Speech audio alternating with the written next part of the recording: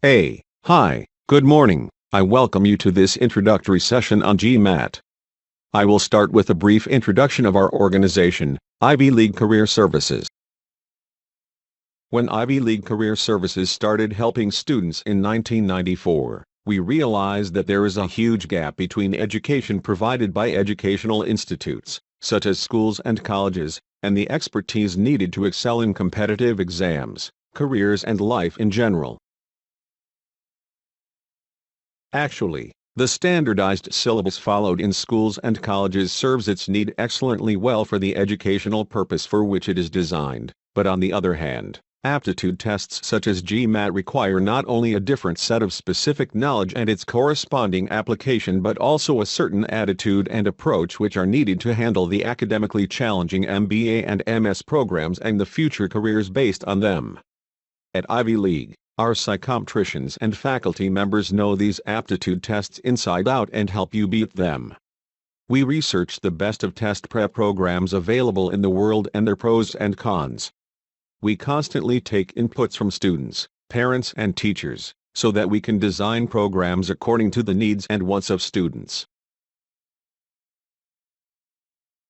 IvyLeague helps students prepare for GMAT, SAT, GRE, and IIM-CAT, and we also guide students in the complex application process for admission to premier global MBA programs and undergraduate and postgraduate programs in the U.S., through our admission consulting programs.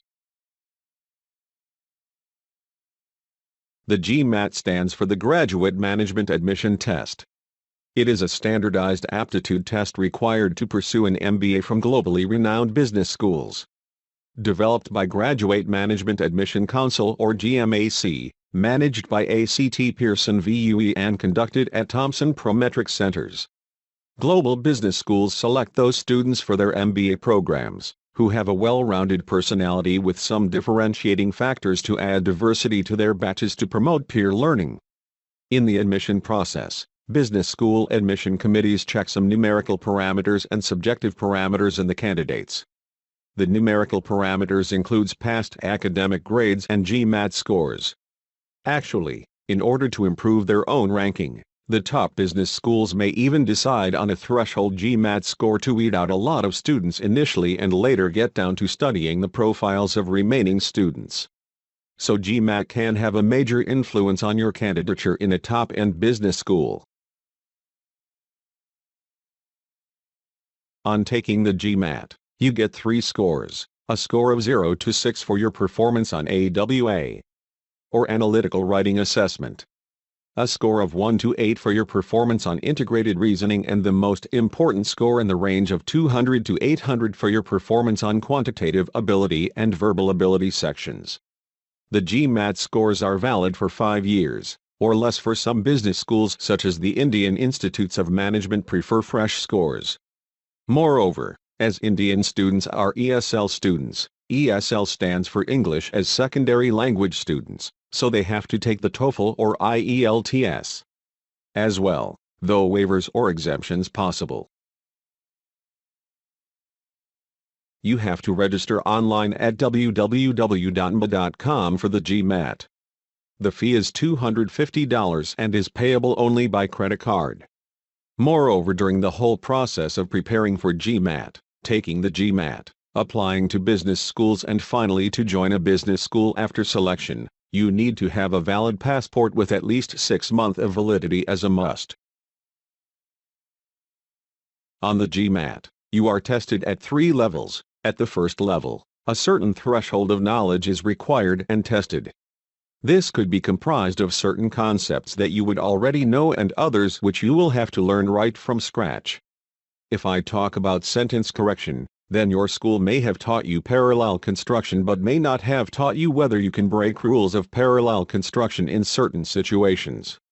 You may know subject-verb agreement, but how do its rules play out in a subjunctive mood may be something new for you on the GMAT. Moreover, GMAT has its own set of rules which are not available in books or in public domain. For example, how do you prioritize rules, which means if all the options have a different error, then what answer do you choose? Another complication in terms of knowledge is that the GMAT is an American exam with an American context and has been designed for a typical American student. So some biases against a non-American student do creep into this exam. You need to be aware of these issues. The second level of testing on the GMAT is hallmarks of intelligence. Remember that GMAT is an IQ test modified to the requirements of the MBA admission process. Certain questions test whether you behave like a really intelligent person with an IQ above a 150.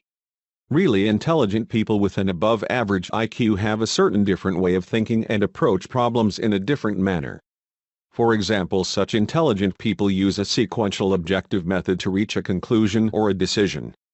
This sequential objective method is required in critical reasoning. Such intelligent people understand the concept of picking answers according to needs of scope and relevance to the argument in critical reasoning questions. Such intelligent people understand the importance of evidence-based reading comprehension and keep away from extrapolation and inductive logic. They also have a tendency to look for symmetry in constructing their sentences and keep away from politically incorrect or extreme language. They also do not rely on their memory and have an inclination for doing scratch work or rough work to calculate their answer accurately. Moreover, they use different strategies to do different kinds of questions.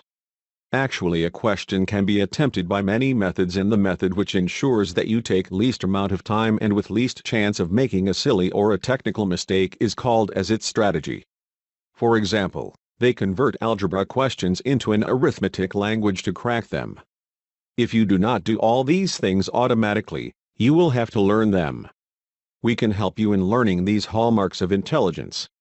The third level of testing on the GMAT is test-taking dynamics. After you have practiced on a lot of questions, and know how to crack them impeccably, it may still not translate into a perfect score. Because during the actual exam, performance anxiety encourages you to make mistakes. Moreover, you may not have the mental stamina to use your brain for a 4-hour-long test. Under test conditions, you make a greater number of silly mistakes because of 4 reasons.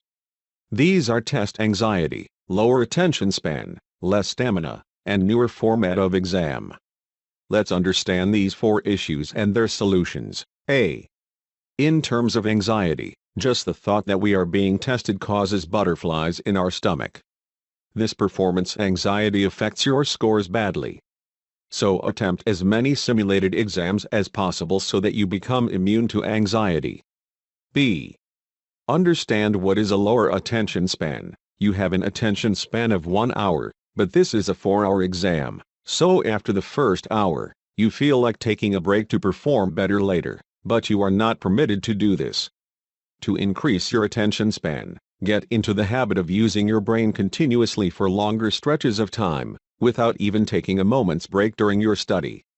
Learn to study without distractions such as your cell phone ringing or anyone barging into your room while you are studying. C. In terms of stamina, after an hour or 2 of testing, your brain gets tired, so questions seem more difficult to understand and solve, leading to more mistakes. Here also the solution is to study for longer stretches of time, without taking breaks. Remember, you are preparing for a marathon and not a 100-meter dash. D. Lastly, as the GMAT has a different format of exam, so taking an online exam on the computer monitor is uncomfortable to a lot of students. You have always done paper and pencil kind of tests, so reading from the screen works against your scores. The solution is attempting greater number of mock exams, 15 to be precise. This gives you a grip on online testing and makes you immune to the pitfalls. Moreover, analysis of each test by the student followed by analysis by the teacher helps to identify the gray areas that need focus.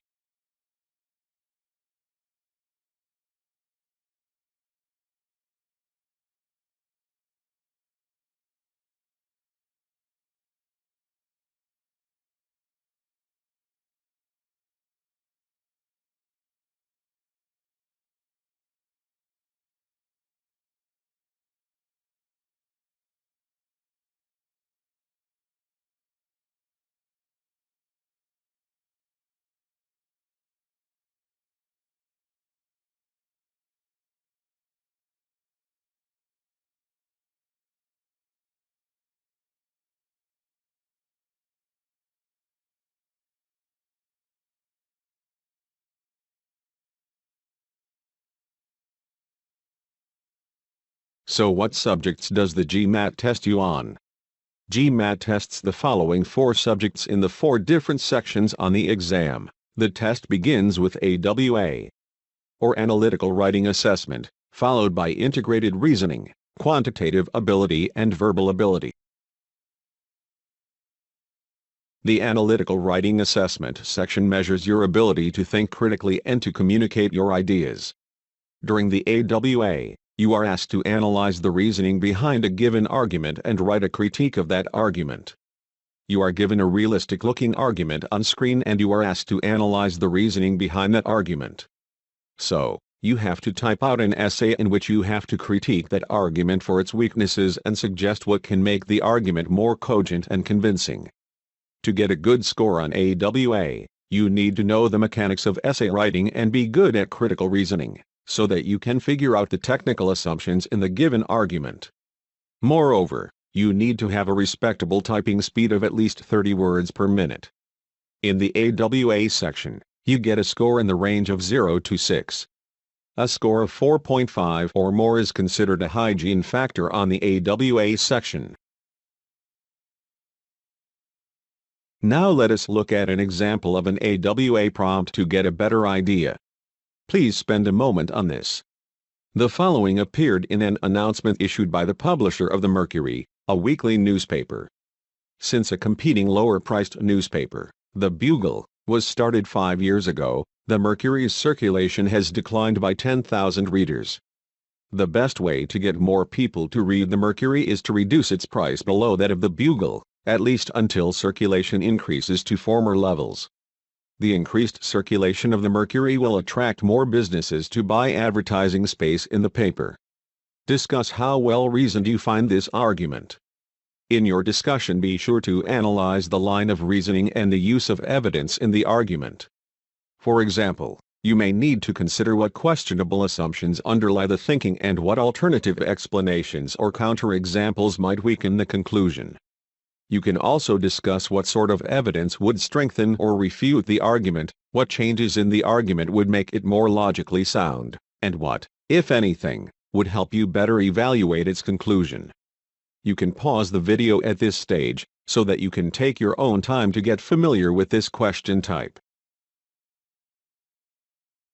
After 30 minutes of testing time for AWA, without a break, the next section starts. The second subject or section is Integrated Reasoning. The Integrated Reasoning section measures your ability to evaluate information presented in multiple formats from multiple sources, skills you need to succeed in our technologically advanced and data-driven world. All this is just jargon to psych you out. Actually, in Integrated Reasoning, you have to answer questions based on mix of a table, a pie diagram, a graph and a paragraph of free-flowing text. You need to be good at data interpretation and making sense of graphical information. In the Integrated Reasoning section, you get a score range of 1 to 8. A score of 6 points or more is considered desirable on the Integrated Reasoning section. This consists of 12 questions in 4 formats: multi-source reasoning, graphic interpretation, two-part analysis, and table analysis. Questions are designed to measure how well you integrate data to solve complex problems, so you must answer all parts of a single question correctly to receive credit. Integrated Reasoning section on the GMAT exam permits users access to a standard basic calculator, which is available on screen. Now, let us look at an example of an integrated reasoning question to get a better idea. I have marked the right answer as well. If you want, you can pause the video at this stage, so that you can take your own time to get familiar with this question type. Please spend a moment on this.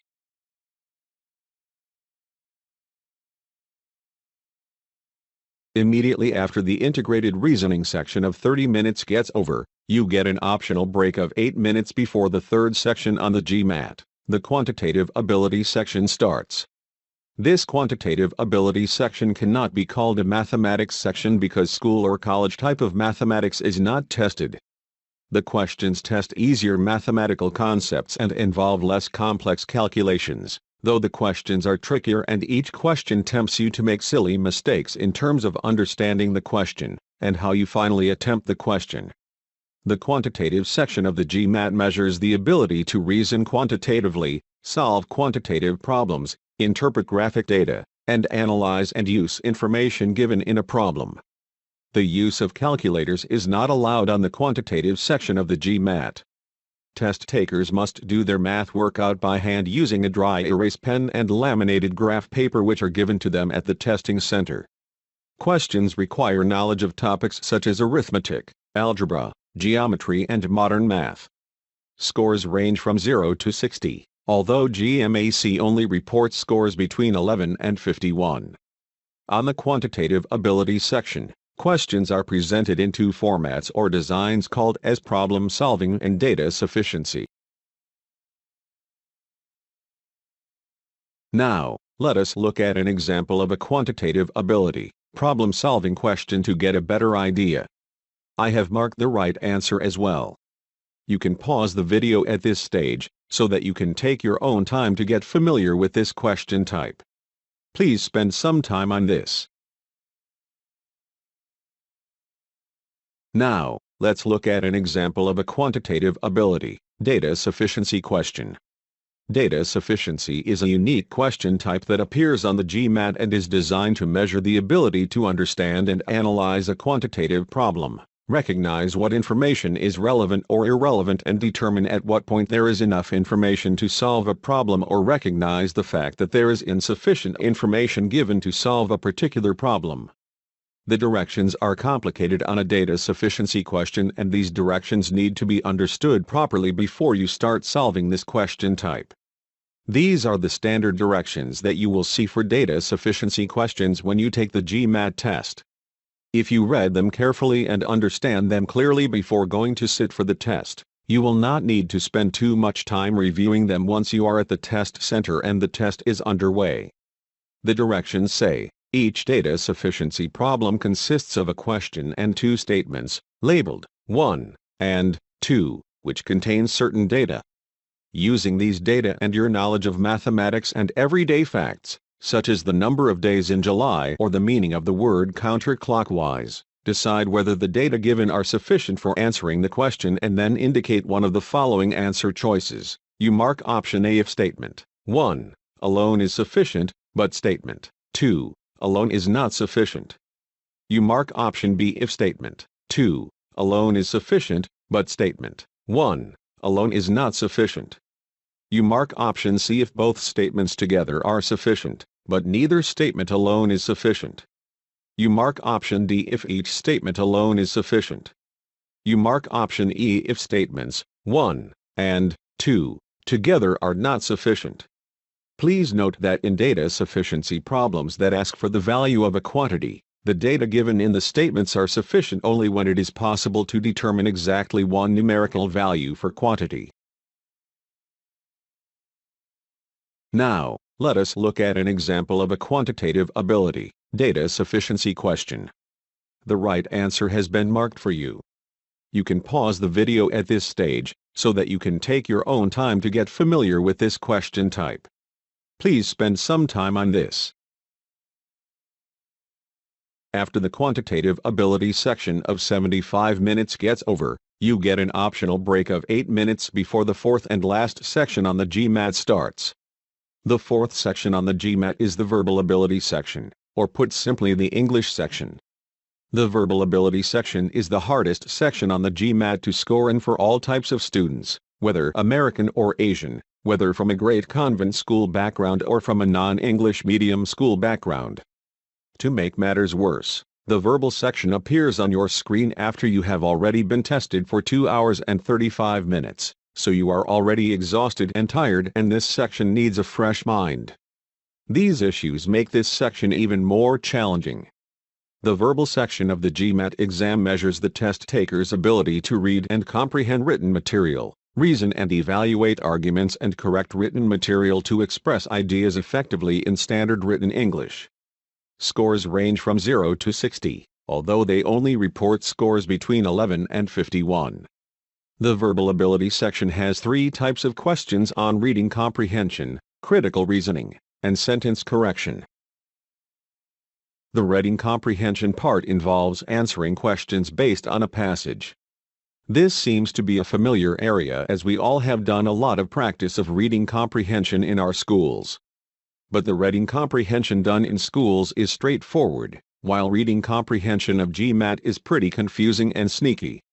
Reading passages contain material from subject areas like social sciences, history, physical sciences, and business-related areas, marketing, economics, human resource management, etc. Reading comprehension passages are accompanied by interpretive, applied, and inference questions.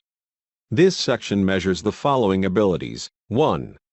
Understanding words and statements in reading passages. 2.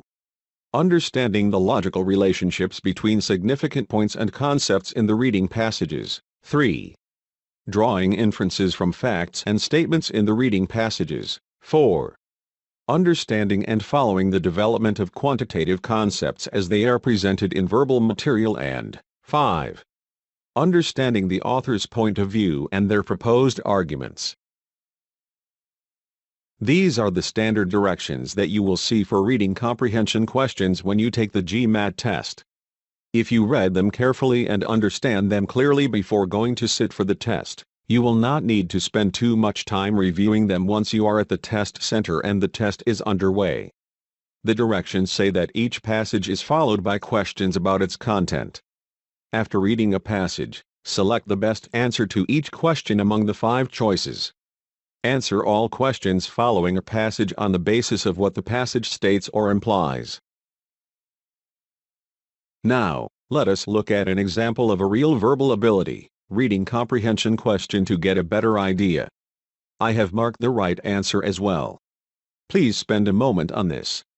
You can pause the video at this stage, so that you can take your own time to get familiar with this question type. The sentence correction questions ask the test taker to determine if there is a mistake with a given sentence, and if so, to determine the best way in which the sentence should be written according to requirements of standard written English, paying attention to grammar, word choice, and sentence construction. The best answer produces the most effective sentence, which makes the sentence clear, exact, and free of grammatical error. It should also have minimum awkwardness, ambiguity, and redundancy.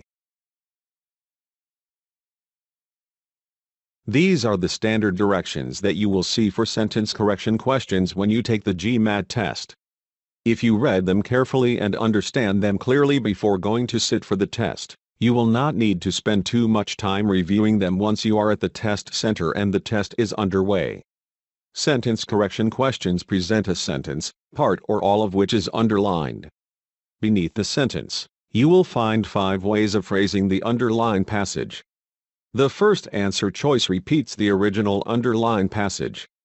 The other 4 are different.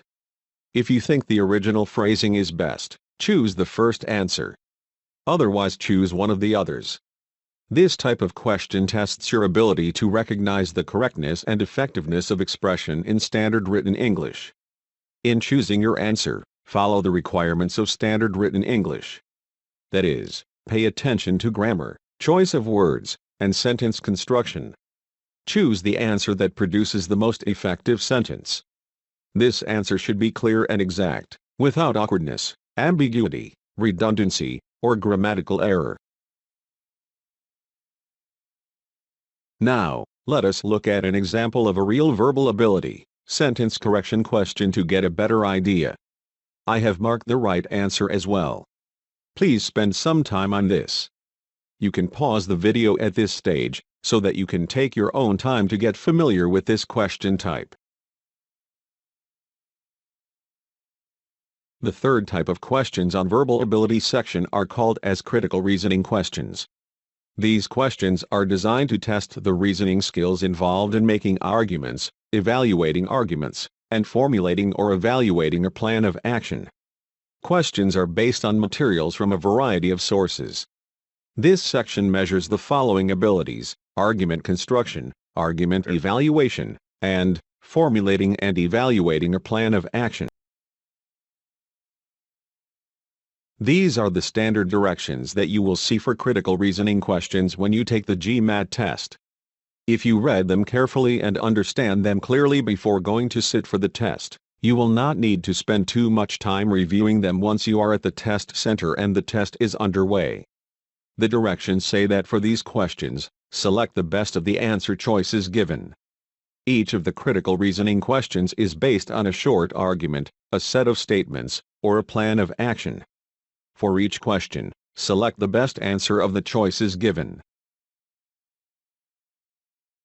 Now, let us look at an example of a real critical reasoning question to get a better idea. I have marked the right answer as well. Please spend a moment on this.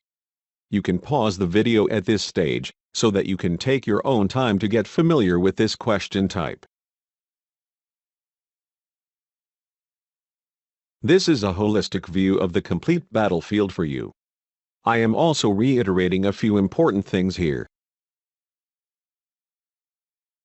The GMAT starts with AWA, or Analytical Writing Assessment.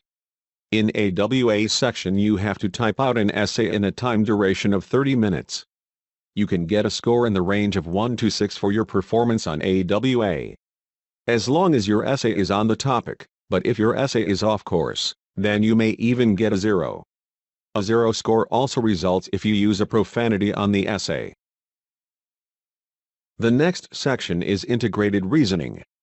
In IR section, you will be attempting 12 questions based on data presented in the form of paragraphs, graphs, and tables for a time duration of 30 minutes. You can get a score in the range of 1 to 8 for your performance on Integrated Reasoning section. After the Integrated Reasoning section, you get a break of a maximum of 8 minutes, in which you can access your locker to eat and drink or visit the washroom. Take care that if you exceed your break beyond 8 minutes, then the next section of Quantitative Ability will start automatically. Quantitative Ability section has 37 questions to be attempted in a maximum of 75 minutes. You can get a score in the range of 0 to 60 for your performance on Quantitative Ability section. After the Quantitative Ability section, you again get a break of a maximum of 8 minutes, in which you can access your locker to eat and drink or visit the washroom. Take care that if you exceed your break beyond 8 minutes, then the next section OF Verbal Ability will start automatically. Verbal Ability section has 41 questions to be attempted in a maximum of 75 minutes. You can get a score in the range of 0 to 60 for your performance on Verbal Ability section. For your performance on Quantitative Ability and Verbal Ability section, you get an overall score in the range of 200 to 800. Once the Verbal Ability section gets over, you are given the option of accepting your scores or canceling the test. Take care that you are asked whether you will accept your scores or not without you even knowing the score, so you have to take a decision without knowing your scores. Moreover, even if you cancel your test, your future GMAT scorecards will show that you took the test on that particular day and canceled your scores.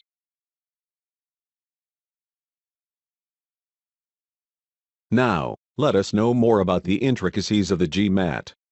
It is a computer adaptive test, CAT, which basically means that GMAT is not a paper and pencil kind of a test. You have to take this test on the computer monitor. So it's a new uncomfortable test format. Moreover, you cannot scribble notes, tick or underline on the question paper. You will have to attempt whatever question appears on the screen, as you cannot browse through the whole paper or cannot attempt easy comfortable questions first. You cannot leave a question. The difficulty level of a question depends on past performance, so as you perform excellently on the test, the level of difficulty of questions becomes greater. Now, apart from all this, a lot of test-taking techniques that you practiced and learnt in your school and college exams do not work on the GMAT. Say in case of your school and college exams, the perfect strategy is that once you receive your question paper, you browse through the whole question paper, and decide what will you attempt first. So you prepare your own sequence of attempting questions and do not follow the sequence given in the question paper. If you get stuck on a question, leave it and attempt it later. If you got a question wrong, Attempt it again. You attempt the paper with a frenzy and finish off as much as possible.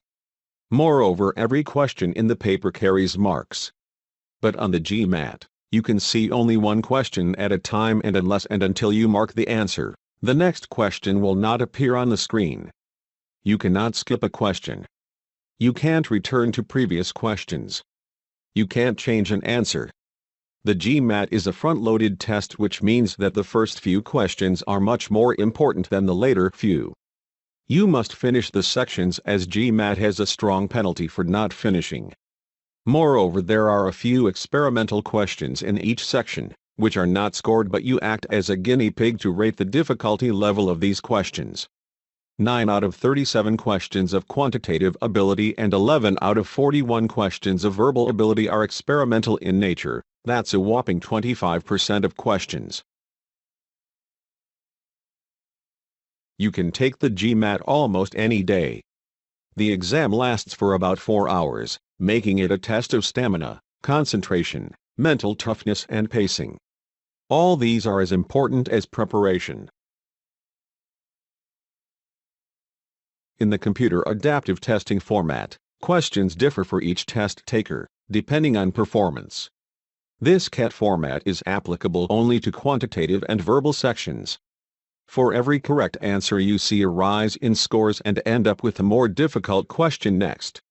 For every incorrect answer, your scores go down and you end up seeing more easy question next. As a result of all this, harder questions count more than the easier ones, as harder questions reflect a good performance on the exam. But bad performance in one section does not affect the other section. Say, a perfect performance on quantitative ability section does not result in more difficult questions in the verbal section. They are unrelated.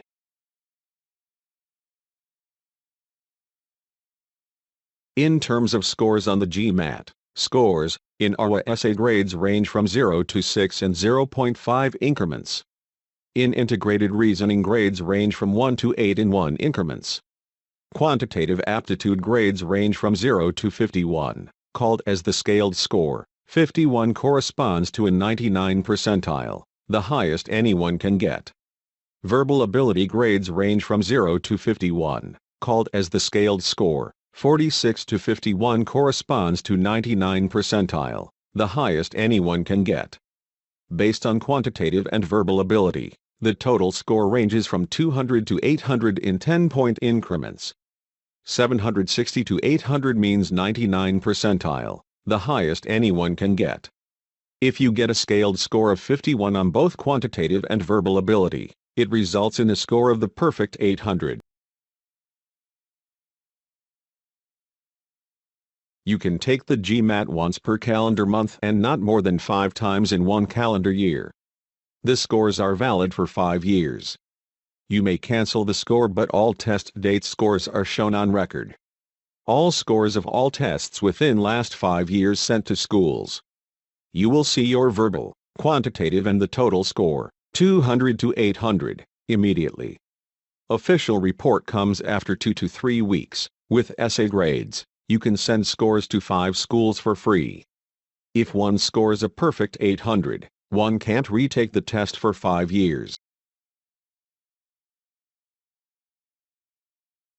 Okay, now, let us understand how an adaptive test is designed. The quantitative and verbal ability section questions are arranged in 7 levels of difficulty. Each of these questions have already been tested on thousands of students as experimental questions to get the difficulty ranking between 1 and 7. A question which 95% of students have got correct is assigned as the easiest or level 1 question. Similarly, a question which 95% of students have got incorrect is assigned as the hardest or level 7 question, so predictably only a bare 5% students would get it correct. The exam starts with a medium difficulty level or level 4 question and your score is around 500. Now if you get this first question correct, then your score moves up and you see a more difficult or level 5 question on the screen next. On the contrary, if you got the first question incorrect, then your score moves down and you see a less difficult or level 3 question on the screen next. so your score and the level of difficulty of questions keeps moving up and down during the test. Moreover, the GMAT is a front-loaded exam, which means that questions that appear early on in a section have a greater impact on your final score as compared to questions that appear later in the exam. So the initial one-third of the questions can impact your score by 40 points while the last one-third of questions can affect your score by 10 points. So to maximize your scores, you should be extra careful on your initial questions, by going slow and even recalculating out the answer to avoid any mistakes. GMAT also has a strong penalty for not completing a section on time.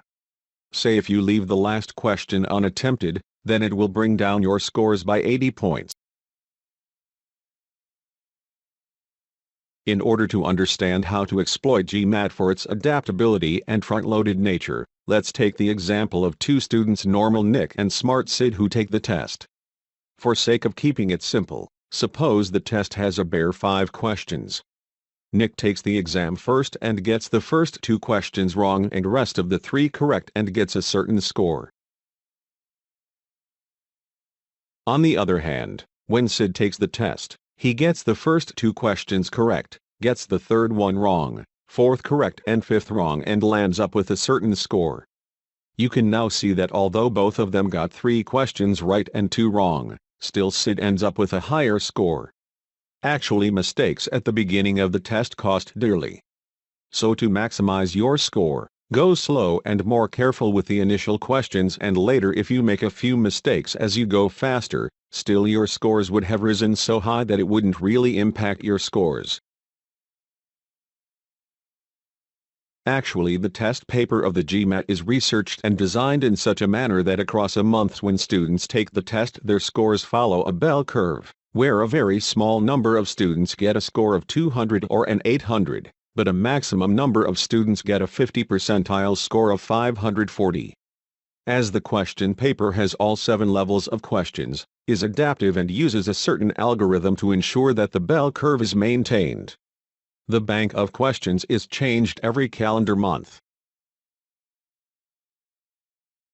When students take the GMAT, approximately 1/4 of the questions are experimental in nature.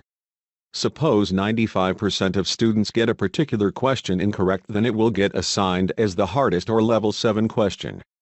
On the other hand, if 95% of students get a particular question correct, then it will get assigned as the easiest or level 1 question. This mechanism ensures that GMAT already knows before a single student has taken a GMAT paper that 50% of the students will land up with a score of 540. This mechanism is what you need to beat and fall into the desired green region of the bell curve. Actually, the standardized syllabus followed in schools and colleges serves its need excellently well for the educational purpose for which it is designed. Aptitude tests such as GMAT, SAT, GRE and IMCAT require not only a different set of specific knowledge and its corresponding application, but also a certain attitude and approach which is needed to handle the academically challenging courses and the future careers based on them.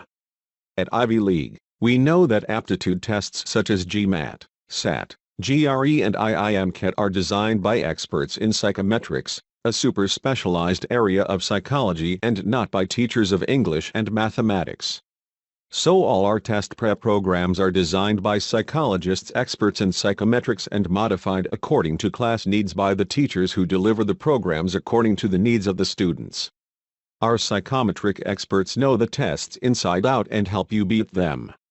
We research the best of test prep programs available in the world and their pros and cons. We take inputs from students, parents and teachers, so that we can design programs according to the needs and wants of students. We found 2 types of test prep programs available in India, those offered by American test prep organizations and others offered by homegrown Indian mom and pop joints. The American test prep programs are designed for an American student and they work best for an American student. All of the aptitude tests such as GMAT, GRE, and SAT have been designed on the American syllabus which an American student has just studied in school or in college. so an American student does not really need to study these concepts. As a result, the American test prep programs do not focus on teaching the tested knowledge part but rather focus on certain test prep strategies and tricks which can help in improvement of a weak or mediocre student's score. A typical American student wants the greatest ROI, or return on investment, so he is not used to working hard but wants a certain score improvement with least efforts.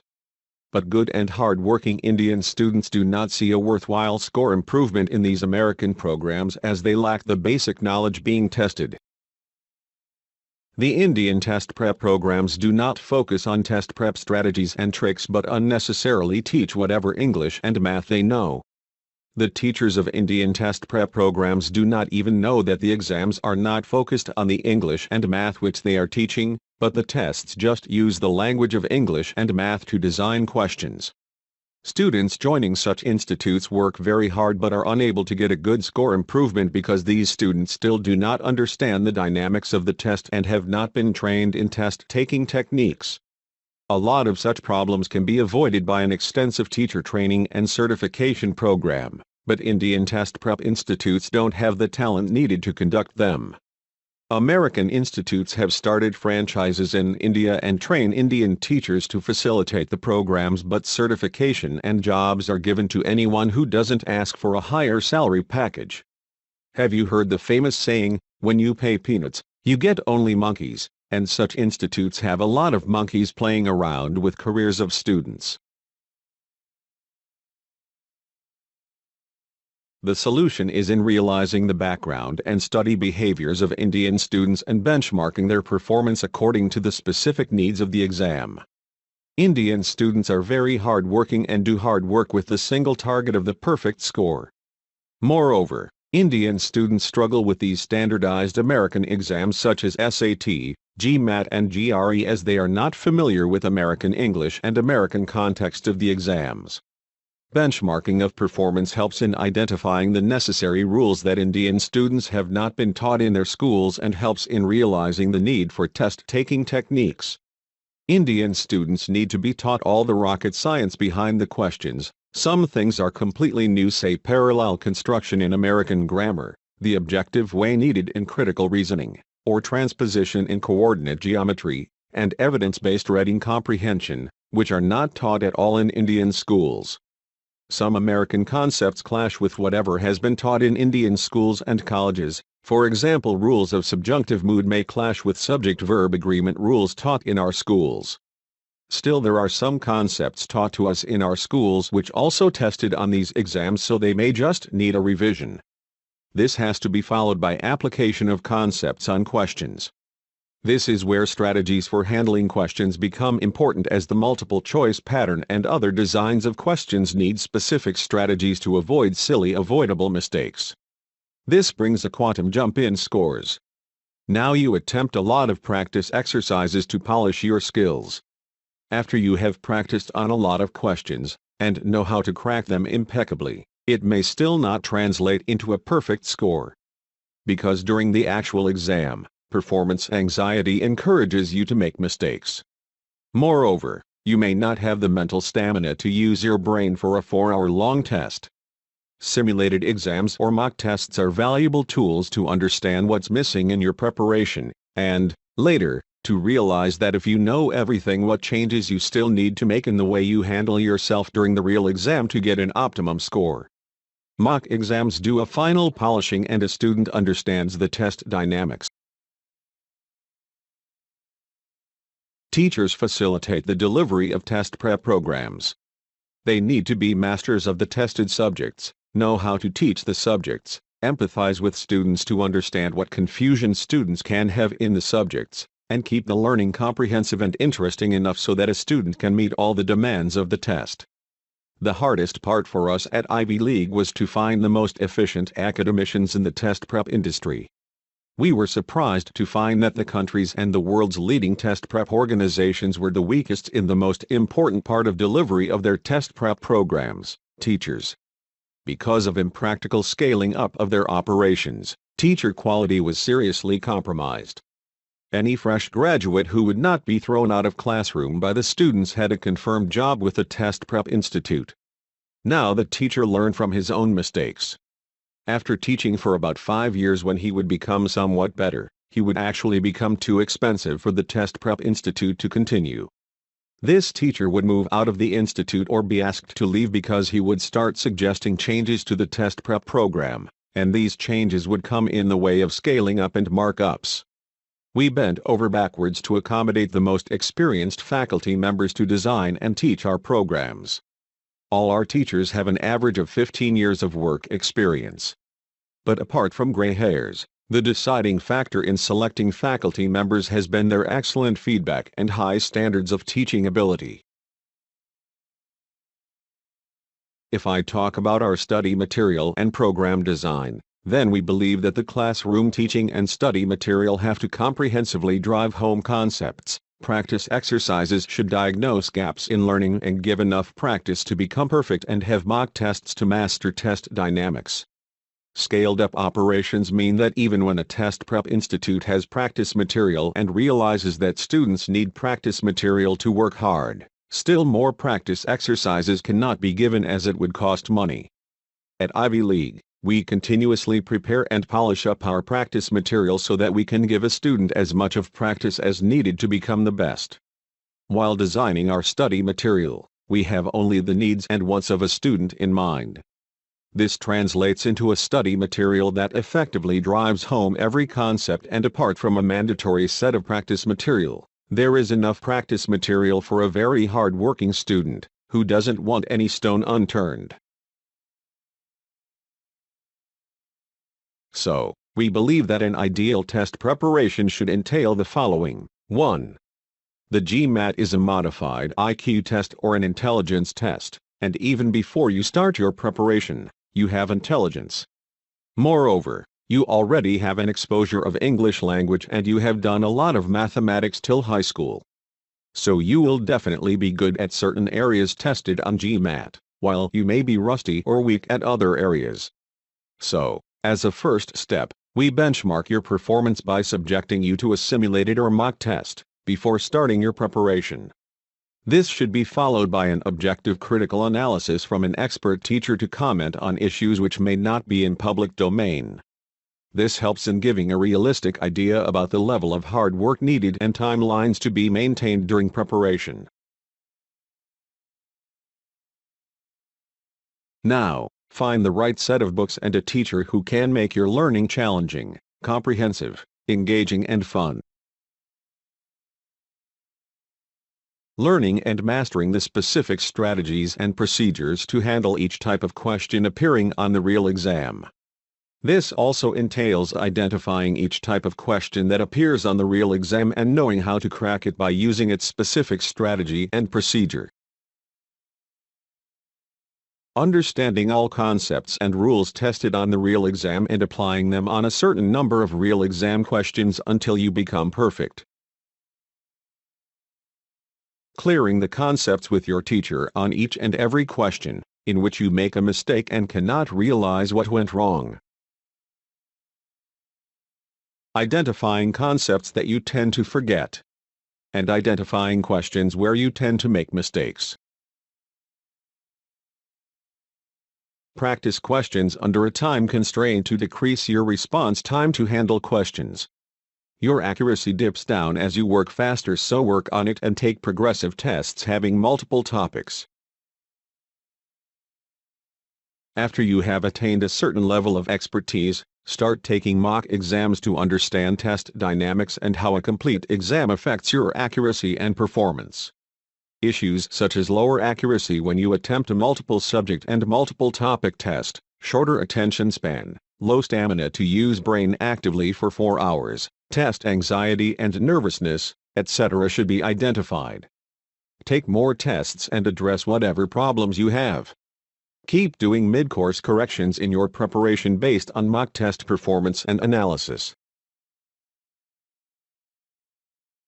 Be clear about the dynamics of the test day and be completely prepared for it, in terms of documents to carry to the test center, mandatory breaks during the test and how you can use them to your advantage, proctoring procedures, what to do if you suffer a test irregularity, what to eat or drink during the break, test center procedures, what to wear, etc. Mock tests are the final step in your preparation and they can have a toll on your nerves. So, keep yourself cool, upbeat and objective. Visualize yourself responding to case studies at your dream school, when you get bugged or tired. Hence, we at IvyLeague Career Services have tried to design classroom-based programs and one-on-one personalized attention programs which address these issues faced by students. We start with a diagnostic test or mock test to benchmark a student's performance and present position. The student receives a detailed analysis of performance to a subject, topic and question level. Once the classes start, students attempt a pre-class assignment to increase familiarity with a topic and understand the challenges involved. This is to pre-prime you up for the coming class. You don't have to learn the stuff in the pre-class assignment. Instead, you have to just read through it once to get familiar with the next topic to be taught in class. Another benefit of the pre-class assignment is that when the class starts, all the students in the batch are at the same threshold level from which the teacher can take things further easily. Now, the teacher teaches the topic in class and teaches every concept and sub-concept that has been tested on the actual exam previously. Class teaching is kept completely comprehensive, so if a topic such as modifiers and sentence correction involves 9 types of modifiers and 11 rules of modifier usage and 18 ways in which the questions can ultimately test you for modifiers, then we will teach you all of this stuff in class and make you practice it thoroughly through practice questions. Students are encouraged to take extensive notes during the initial concept teaching. Then teacher shows how to apply each concept on questions that test that concept. Now students attempt a certain number of questions in front of the teacher to identify any problems that still remain, and these problems of the students are solved. The class ends with detailed written assigned homework of 2 types: questions to check knowledge of concepts tested on the exam, which have been taught in class, and questions to test application of concepts, real exam questions from the official sources. We follow a closed feedback loop mechanism to train you. We wouldn't just be happy that we have taught you the right stuff, but we will ensure that you have understood and learned it well. We would like to be a bit strict here, and we will also check what you have learned and why are you not getting a 100% score. So the program has a lot of written homework, which is checked by teachers. Now, after the class, once a student is at home, the student revises class notes and has to attempt stuff from a practice workbook. The workbook has 3 parts: reiterated important concepts, to be revised and learned, concept tests, to identify whether you have learned all the concepts, and concept application tests, to check whether you know how to apply concepts on questions on each topic to identify whether a certain concept is not clear or application of the concept is not perfect. The workbook is submitted to the teacher, who carefully checks the homework and provides remedial actions. The remedial actions can be teaching the concept again, more classwork in front of the teacher, and more homework. Your teacher clears the concepts on each and every question, in which you make a mistake but you are unable to realize what went wrong. In this manner each topic, concept and question type gets perfected. The next stage is working under time constraints to hone time management and decrease reaction time to each question. So, now a student has to attempt practice questions under time constraints and has to decrease the average time taken per question. Attempting questions faster results in more silly mistakes also, so a greater focus under time constraints is the learning of this stage of preparation. As more and more topics are taught, a student gets ready for the next level of learning, multiple topic tests or progressive tests. A student needs to develop the ability to attempt a jumbled bunch of questions, random in terms of subjects, topics, concepts and difficulty levels, the way it appears on the real exam. This helps you to learn how to switch your mode of answering questions from one type to another. Say a problem-solving question designed on a word problem of time, Speed and distance may need a different mode as compared to a data sufficiency question based on permutation and combination. The last level of learning happens by seriously taking a series of simulated exams or mock tests. The mock tests will point out the new test dynamics at play. Now, despite knowing how to solve each type of question, still under test conditions, you make a greater number of silly mistakes because of 4 reasons. These are test anxiety, lower attention span, less stamina, and unfamiliarity with the newer format of exam. Let's understand these 4 issues and their solutions. A. Anxiety. Just the thought that we are being tested causes butterflies in our stomach. This performance anxiety affects your scores badly. So attempt as many simulated exams as possible so that you become immune to anxiety. B. Lower attention span. You have an attention span of 1 hour, but this is a 4-hour exam, so after the first hour, you feel like taking a break to perform better later, but you are not permitted to do this. To increase your attention span, get into the habit of using your brain continuously for longer stretches of time, without even taking a moment's break during your study. Learn to study without distractions such as your cell phone ringing or anyone barging into your room while you are studying. C. Stamina. After an hour or 2 of testing, your brain gets tired, so questions seem more difficult to understand and solve, leading to more mistakes. Here also the solution is to study for longer stretches of time, without taking breaks. Remember, you are preparing for a marathon and not a 100-meter dash. D. Taking an online exam on the computer monitor is uncomfortable to a lot of students. You have always done paper and pencil kind of tests, so reading from the screen works against your scores. The solution is a greater number of mock exams, 15 to be precise. This gives you a grip on online testing and makes you immune to the pitfalls. Moreover, analysis of each test by the student followed by analysis by the teacher helps to identify the gray areas that need focus. We would even like to handhold you during the real exam, but that would be unethical and is not permitted. Luckily, you would be so prepared for the real exam that you won't need us during the real exam. Based on specific requirements of our students, we have designed 2 programs to help students effectively: a classroom integrated program and a one-on-one personalized tutoring program. The classroom integrated program may be recommended for you if you have 4 months to prepare for the test and you can attend classes at our classroom locations. On the other hand, a one-on-one personalized tutoring program may be recommended for you if you have less time in hand to prepare for the GMAT, say 1 or 2 months to prepare for the test.